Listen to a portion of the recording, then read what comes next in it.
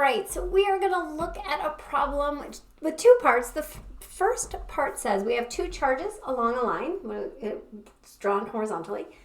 The charge on the right is 5. The left is 5 microcoulombs. The charge on the right is minus 3 microcoulombs. They are 4 centimeters apart.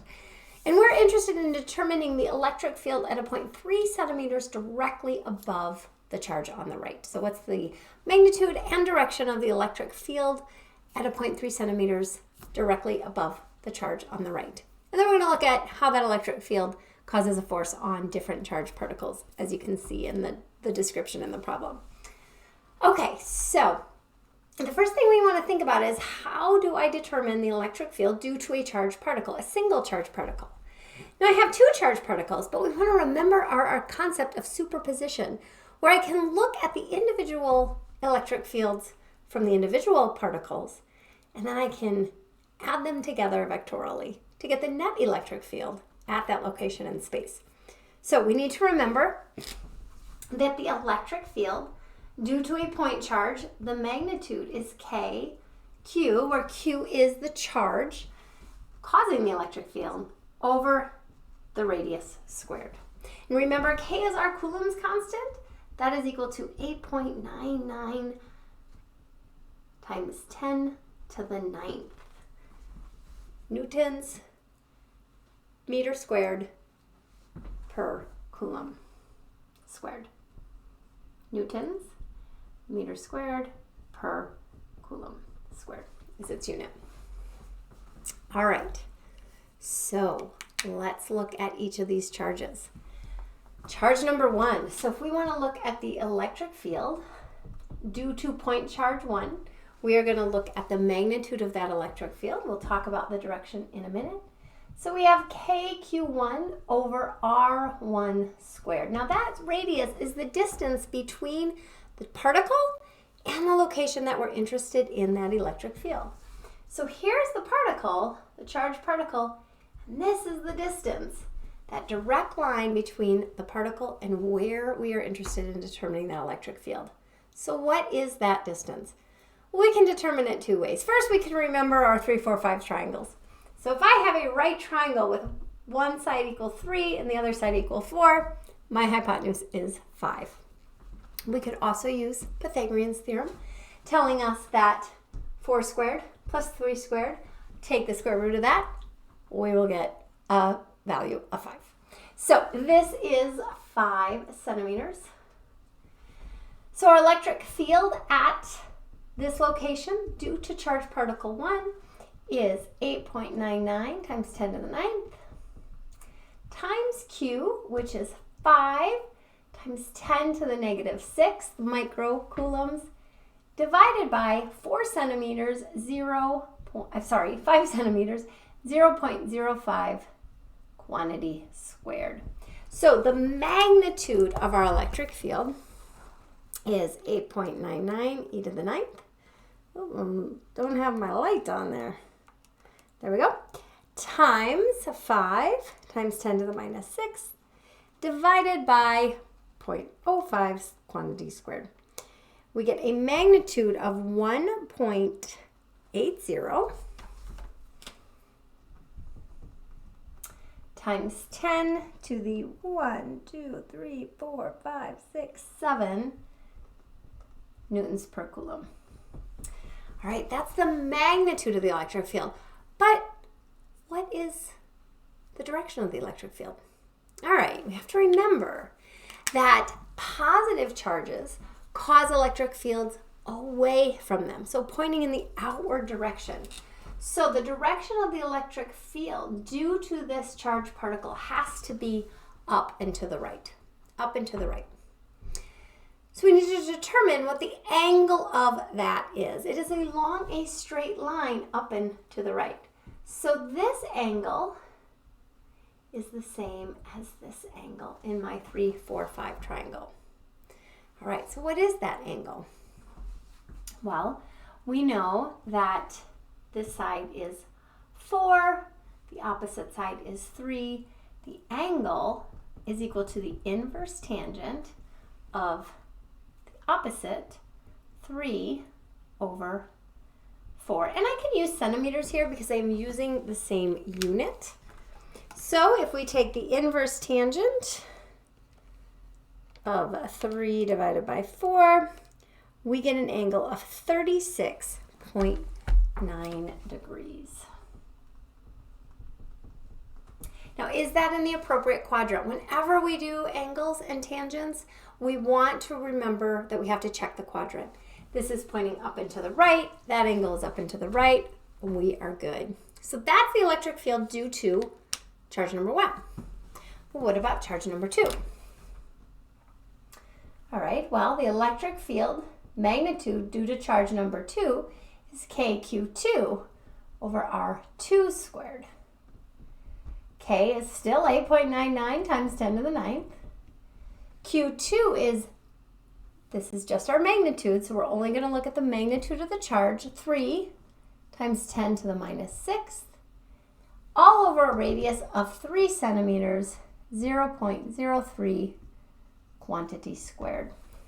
So if I determine that magnitude of the electric field, I have 8.99 times 10 to the 9th times 3 is 10 to the negative 6th divided by 0.03 quantity squared. I get 2.99 or 3.0. 1, 2, 3, 4, 5, 6, 7 times 10 to the 7th. So we have 3.0 e to the 7th newtons per coulomb. We also have to know the direction, right? So let's look at that direction. In this case, it's a negative charge. So the electric field points towards the charge. The electric field points in this direction for charge Q2. So that's negative 90, 270, however you want to describe it. So the angle is equal to negative 90 degrees. All right, so we have our two charges, but now we have to put them together. We essentially have the electric field with the angle for charge number 1, and we have the electric field with the angle for charge number 2, which means we have to look at them individually, components, pull the components apart, and bring them back together. So let's look at those components. We have the horizontal and vertical components for these electric charges. For charge number 1,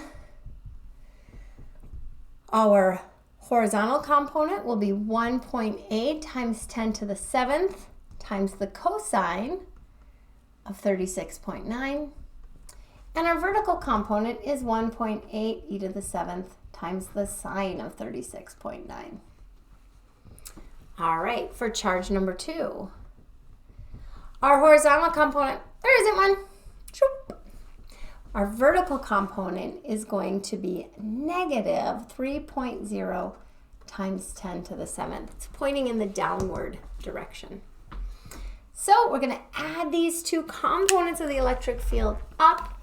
1.8 times 10 to the 7th times the cosine of 36.9 is 1.4. 1, 2, 3, 4, 5, 6, 7. Okay, so it's 1.4 times 10 to the 7th. And our vertical component, 1.8 times 10 to the 7th times the sine of 36.9. Oops. 36.9 minus 3 times 10 to the 7th is negative 1.9. 1, 2, 3, 4, 5, 6, 7 times 10 to the 7th. So negative 1.9 times 10 to the 7th. So I took the component and then I subtracted 3, pointing in the downward direction. Here are my two components of the electric field. So to get my magnitude of the electric field at that location, I take the square root of 1.4 e to the 7th squared plus the square root, plus 1.9 times 10 to the 7th squared. That's negative. I'm going to square it, so it's going to turn positive anyway. And I end up with the square root of 1.4 e to the 7th squared plus 1.9 times 10 to the 7th squared. Taking the square root of that, I get 2.4.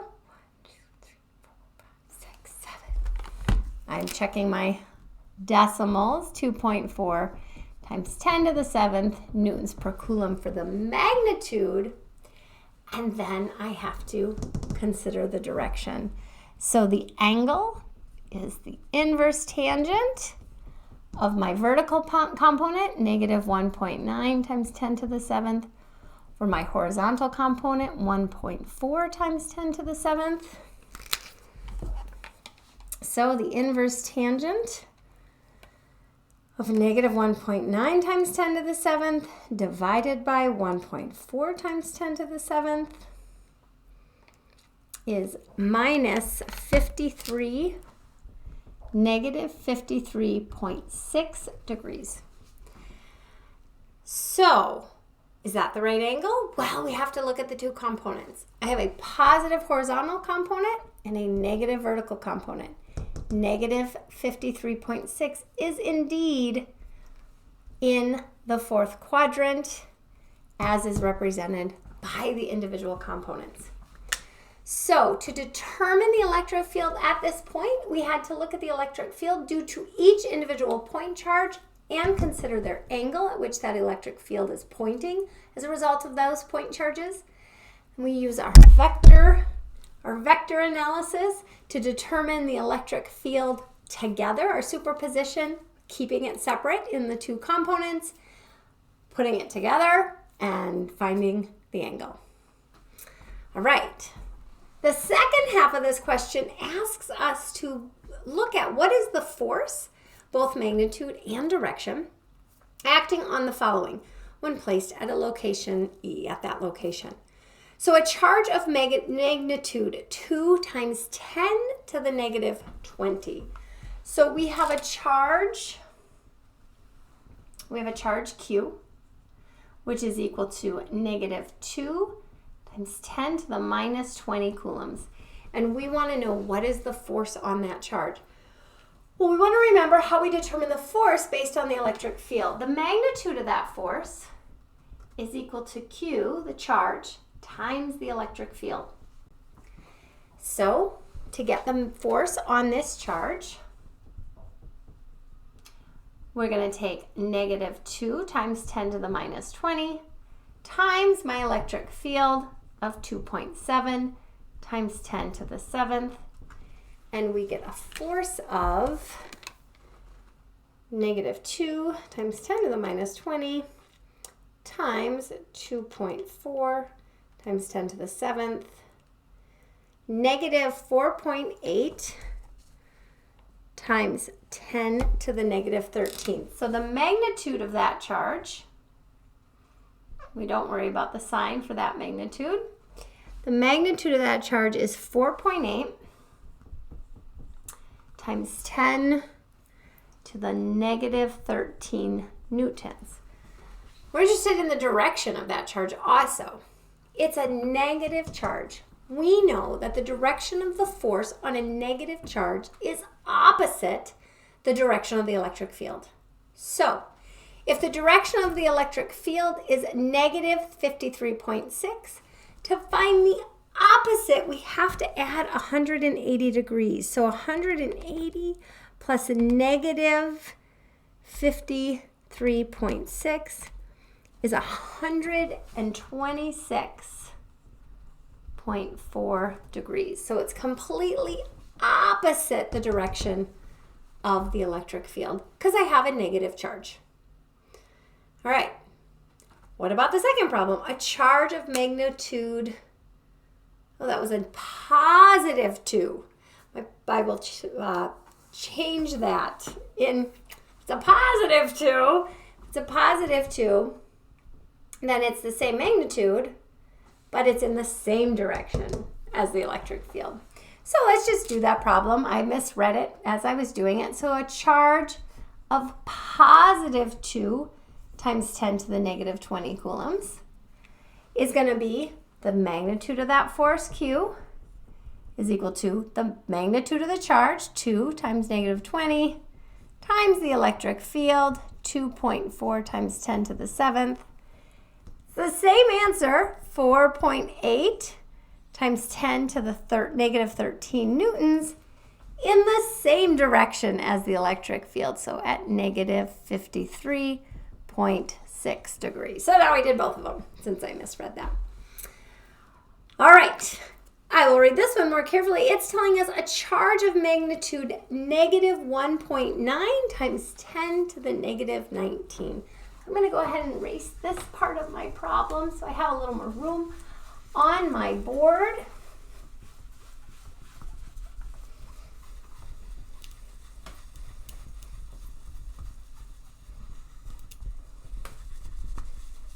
All right, we have that extra Q in there. So now our charge Q is minus 1.9 times 10 to the negative 19 coulombs. And so the magnitude of my force is the magnitude of that charge, 1.9 times 10 to the negative 19, the magnitude of the charge, times the electric field, 2.4 times 10 to the 7th. So 1.9 times 10 to the negative 19 times 2.4 times 10 to the 7th is equal to 4.56 times 10 to the negative 12 newtons. And since it's a negative charge, its force it feels is opposite the direction of the electric field. So same as this negative charge we accidentally calculated here. So that's going to be at 126.4 degrees. All right, then it asks about a neutral charge. Well, just a sec.